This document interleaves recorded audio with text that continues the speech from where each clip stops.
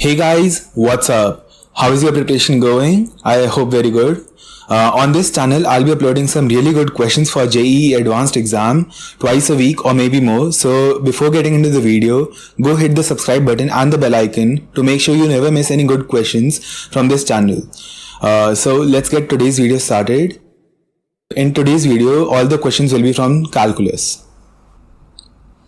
Okay, so pause the video and try this integral, and after you have done solving it, come back and see the solution. Okay, so let's jump into the solution. We have 0 to 1 sine ln x upon ln x dx equals I. Now we see this ln x is quite disturbing in the expression, so we have to find a way in which we can remove this ln x at least from the denominator. So I'm gonna call a new function I of t 0 to 1 sine t ln x upon ln x dx. Now what it does is, if I differentiate both sides with respect to t, then on the RHS, I get a ln x in the numerator, and that ln x in the numerator cancels with the ln x in the denominator. So that really helps in simplifying the expression which we have to integrate. So I dash t, this differentiation is with respect to t obviously, 0 to 1, differentiate this with respect to t, then we get ln x upon ln x cos t ln x dx. Okay, now this ln x and ln x gets cancelled, but we are still left with cos t ln x, and with this ln x in the cosine term, this integral is still pretty hard to integrate, right? Now why is that so? Because we still have to do something about the ln x, and we don't see any e to the x in the expression, or 1 by x or anything. So we have to do something different. Now by something different, we actually have to do a very different thing. The cosine t ln x, or let's say cosine alpha is actually the real part of e to the I alpha, right? So we can write this cosine t ln x as real part of e to the I alpha. Here the alpha is t ln x, real part of e to the I t ln x dx, or we can say I dash t is 0 to 1, real part of this I to the t can go in the power of x, and this x comes back because this e and ln gets cancelled. So we have x to the it, real part of x to the it dx. Now real part of x to the it dx, we have some real part of x to the it. We integrate that real part of x to the it, and that real part of that integral is finally I dash t, and we integrate I dash t, and we find I of 1, because that's what we want to find. This is I of 1 basically. Okay, so real part of x to the it, when we integrate this normally, because it's just a power of x, the simple x to the n rule, I to the t it plus 1 upon it plus 1, and we have the limits 0 to 1, and make sure we take the real part only. So when we put 1, we get 1, because the power of 1 is 1. I mean, the power doesn't affect 1, and in case of 0, we get 0. So this is the final expression, after which things gets easy. Now we have I dash t equals real part of 1 upon 1 plus it, or we can say 1 minus it upon 1 plus t square. Real part of this is 1 upon 1 plus t square, and I of t is tan inverse t I just integrated both sides very quickly. So t equals to 1, I of 1 equals to tan inverse 1 equals pi by 4. So our final answer is pi by 4. Pause the video here and attempt the question over there.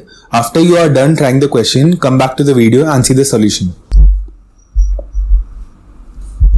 Okay, so we have limit n tends to infinity, n plus n square plus n cube plus up till n to the n, and in the denominator we have 1 to the n plus 2 to the n plus up till n to the n with limit n tends to infinity.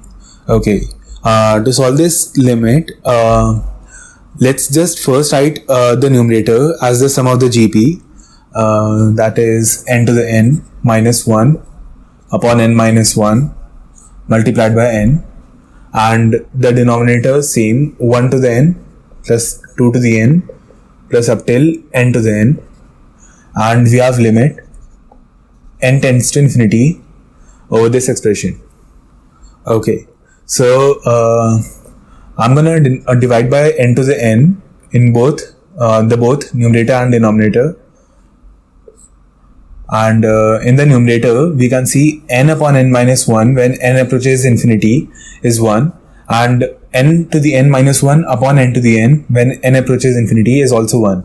So we have our numerator equals to 1 and the denominator equals to sorry the line, excuse the handwriting because I'm standing like this. We have in the denominator 1 upon n to the n plus 2 to the n, 2 upon n to the n plus up till n upon n to the n. Also we can write the same thing in the reverse order, and in that way we get n upon n to the n plus n upon n minus 1. Actually it was n minus 1 upon n, and I just wrote it like this, minus 1 by n actually, sorry, yeah, and up till n upon n minus n minus 1 upon n to the n. Alright, so from this I'm going to continue over here. We have summation n minus n upon n minus r by n to the n, r equals to 0 up till n minus 1. This is 1. This is 1 over here. Now 1 minus r to the n summation r equals to 0 to n minus 1. Now let's just look at the term 1 minus r by n to the n. This is equal to the normal binomial expression 1 plus actually 1 minus n times r by n plus n times n minus 1 upon 2 r by n into r by n and so on, right? This n gets cancelled. This when n approaches infinity, this n upon n and this n minus 1 upon n is 1, so we have r square by 2 and so on. Okay, so also one more observation over here is e to the x is 1 plus x square by 2 plus up till infinity. So if I put minus r over here instead of x, I get 1 minus x plus 1 minus r plus r square by 2 up till infinity, and that is exactly what we have over here. So this thing over here when n approaches infinity is nothing but 1 upon e to the minus r summation r equals to 0 up till infinity. Just excuse this please. This is r equals to 0 to infinity, and this is nothing but another GP, an infinite GP which is decreasing, so we can obtain the sum a upon 1 minus r. A is 1 minus 1 by e, so this is e upon e minus 1, that is equal to e minus 1 upon e. So E minus 1 upon E is the final answer. Option A is correct.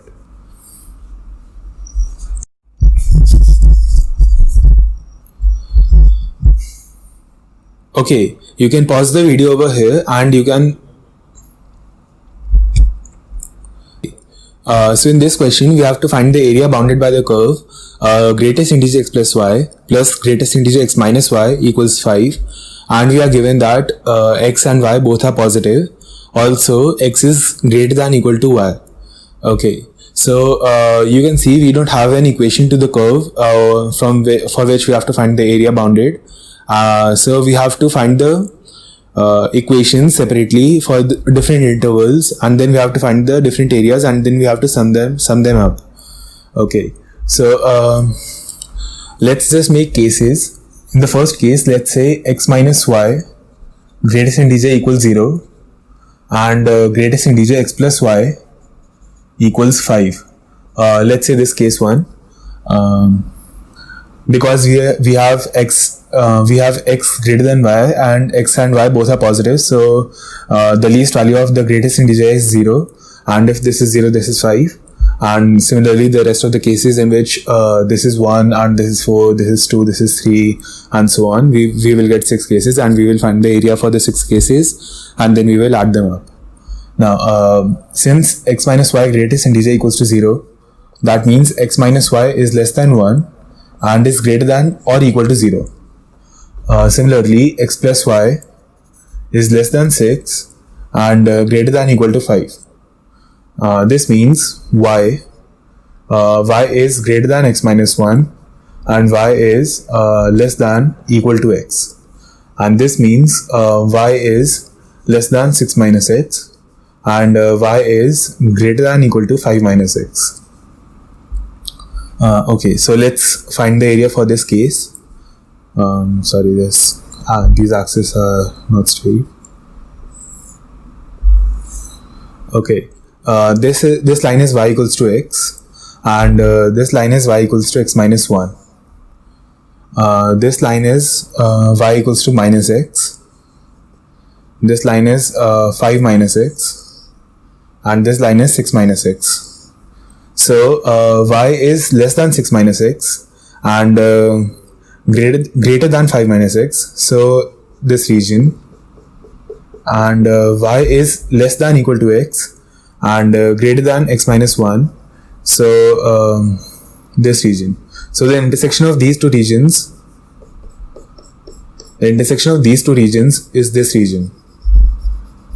So we have to find the area for this region. Right. Similarly, in the second case, we will get y greater than x minus 2 and y less than x minus 1, less than or equal to x minus 1, because the only difference in the second case is this 1 is going to be 2 and this 0 is going to be 1. So this is going to be 2, this is going to be 1, and this is going to be 5, this is going to be 4. So this is going to be 5 and this is going to be 4, right? That's pretty straightforward. And y less than 5 minus x greater than 4 minus x. So let's just do this in the same graph, or maybe not, we have x minus 1, x minus 2, we have 4 minus x, 5 minus x. So again we get this area. In the third case,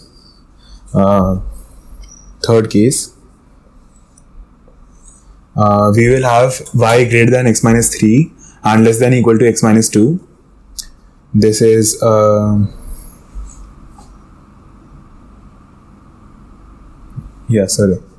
this is x minus 1, this is x minus 2, and this is x minus 4 and this is x minus 3. This region seems like it is below the coordinate axis, but this is actually not, and this point is actually on the coordinate axis. If you solve the equations, you can see this point is actually on the x-axis. In the fourth case, we have y greater than x minus 4 and less than x minus 3. y less than 2 minus x greater than 3 minus x. Sorry, it's the reverse. Now if you see, the intersection will be below the coordinate axis. The graphs will be something like this, and the intersection will be something like this. Now in this intersection, this thing violates. So we won't take this area. Similarly in the fifth case and in the sixth case, we won't take the areas in the fifth case and the sixth case and the fourth case, because y coordinate is less than 0. So in all these three cases, the area of the intersection region is equal, and is equal because all these lines are identical and are squares. The region formed is a square whose diagonal is 1. You see, because the difference in the intercepts, the y-intercepts is 1, 5 minus x, 4 minus x. So this length is 1, and this is the diagonal of the square. So we have the side length of the square equals to 1 by root 2, and the square of 1 by root 2 is half. And we have 3 such squares, so half into 3. So 3 by 2 is the final answer, the final area which we have to find. You can pause the video over here and try to solve the question over there. After you have done trying to solve the question, you can come back to the video and see the solution. Okay, so we have f of n equals to 1 by 2 pi integral 0 to 4 x to the n under root 4 minus x upon x dx. And we have f of n plus 1 equals to summation r equals to 0 to n f of r times f of n minus r. Okay, so this question is of definite integration, and let's look at the integral first. We have f of n equals 0 to 4, let's say 2 pi f of n, 2 pi f of n equals 0 to 4 x to the n 4 minus x upon x dx. Now this term, because of this term, this integral looks very difficult to integrate at first if we were to integrate this directly. So it is obvious that we have to make a substitution in this integral. Let's see what substitution we can make. We know that 1 minus cos 2 theta upon 1 plus cos 2 theta is tan square theta. So if we can somehow convert this thing into this, then our integral can reduce into a very simple integral. So we can see that if x equals to 2 plus 2 cos 2 theta, if we make this substitution, then our integral gets reduced into this. So f of n, 2 pi f of n, I might not write 2 pi at every step, so just ignore that. 0 to 4, these limits are for x. I'll make them for theta in a while. This x is 2 plus 2 cos 2 theta. We have 2 plus 2 cos 2 theta to the n. We have 4 minus x, so we have 2 minus 2 cos 2 theta upon 2 plus 2 cos 2 theta under the root, and dx equals to minus 4 times sine 2 theta d theta. Now these limits are for x. Let's change them from x to theta. If we put x equal to 0, we have 2 cos 2 theta equals to minus 2, cos 2 theta equals to minus 1, or 2 theta equals to pi, theta equals to pi by 2. Instead of 0, we have pi by 2. And when we put x equal to 4, we have 2 cos 2 theta equals to 2, cos 2 theta equals to 1, cos 2 theta equals to 1, that means 2 theta equals to 0. That means theta equals to 0. So instead of 4, we have a 0, and we have a negative sign over here. So we can get rid of the negative sign and exchange the limits. We have 0 to pi by 2. Okay, let's proceed in the question. These two gets cancelled, and this whole term is mod of tan theta. So I'll just erase this.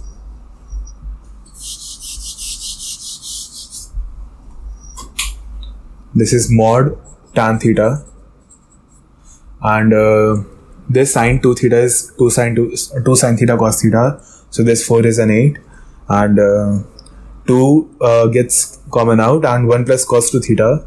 1 can be written as sine square theta plus cos square theta, and cos 2 theta is cos square theta minus sine square theta. So we have 2 cos square theta. 2 cos square theta times 2 is 4 cos square theta. So we have 2 to the power 2n cos to the power 2n theta. Mod tan theta is tan theta because in the range 0 to power 2 tan theta is positive. So we have sine theta upon cos theta, and 4 sine 2 theta is 8 sine theta cos theta, and we have d theta 0 to power 2. This cos theta gets cancelled, and this 8 is 2 cube, so 2 cube 2 to the 2n plus 3.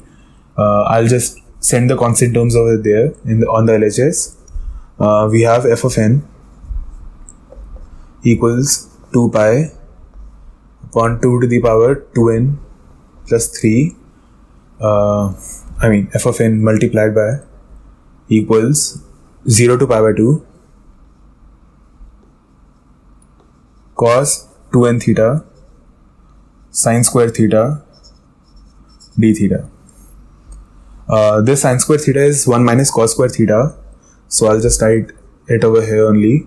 And when we write sine square theta as 1 minus cos square theta and multiply this, we get cos 2n theta minus 0 to power 2 cos 2n plus 2 theta d theta.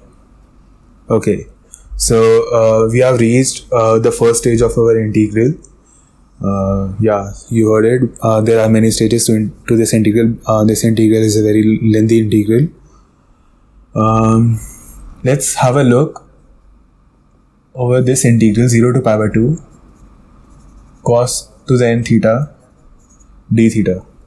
If we say this integral in, then we have a property in upon in minus 2 equals to n minus 1 upon n.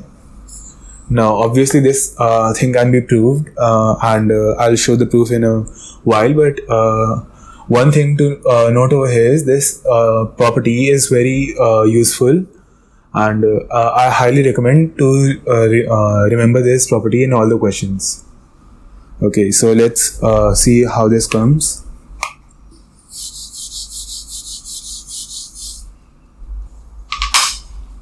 We have cos n minus 2 theta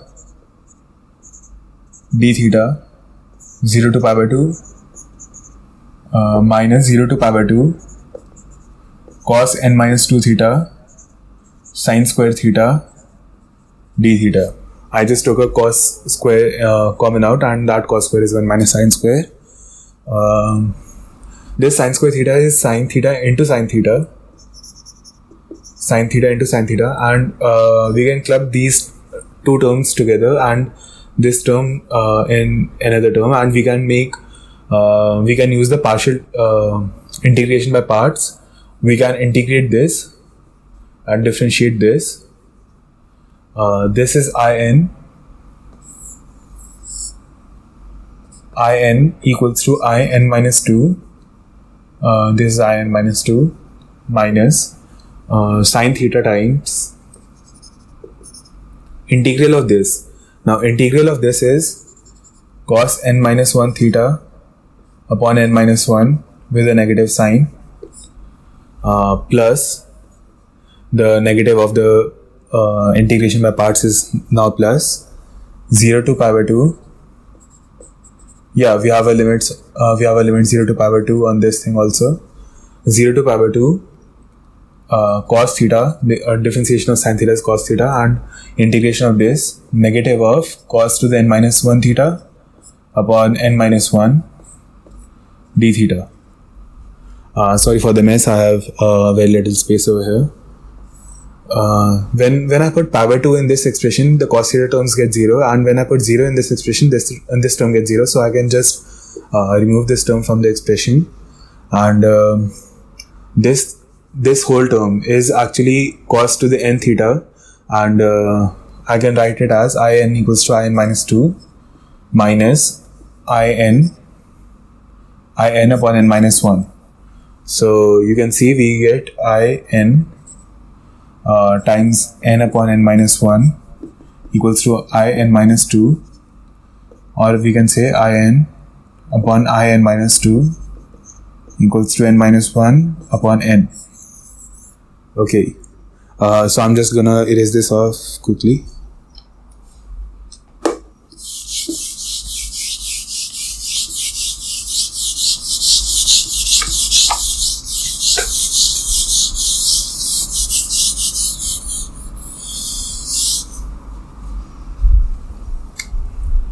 This thing over here is I to n, and this thing over here is I to n plus 2.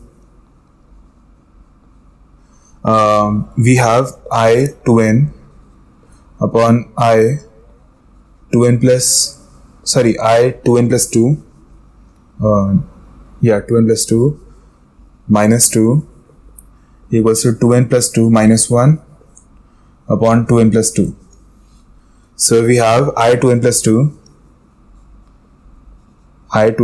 equals to I to n times 2n plus 1 upon 2n plus 2.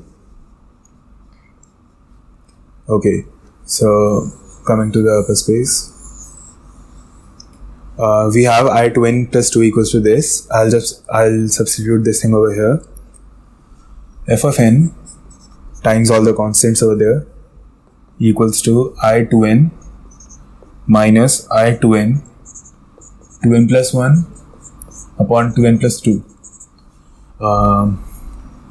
Simplifying this even further, I 1 upon 2n plus 2. I'm bringing all those constants over here. 2 to the 2n plus 3 whole upon 2 pi. Alright, so we have the final expression for f of n equals to this, and we don't have any plus c because this was a definite integration, so this is the final expression for f of n. But this f of n is in terms of I to n, so before finding the answer, we have to find the value of I to n as well. We know that in equals 0 to pi by 2 cos to the n theta d theta. That means I1 equals to 0 to pi by 2 cos theta d theta, that is sin theta, that is 1. We have I0 equals to cos to the 0 theta is 1. 1 d theta 0 to pi by 2 is pi by 2. So I0 is equal to pi by 2, I1 equals to 1. If I0 equals to pi by 2, we have I2 equals n minus 1 upon n. So 1 upon 2 times pi by 2. I4 equals to 3 upon 4 times 1 upon 2 times pi by 2. Similarly, we can say I to n equals to 1 minus 1 by 2n into 1 minus 1 by the previous even number behind 2n, so 2n minus 2 up till 1 by 2 times pi by 2. Okay, so this is the value of I to n, and if I plug this value of I to n over here, I get a final expression for f of n. Now we have to find the answer in terms of function, and the sum of all the digits made from sum of all the 2-digit numbers made from the digits of 132. Okay, so I'm just gonna clean this side.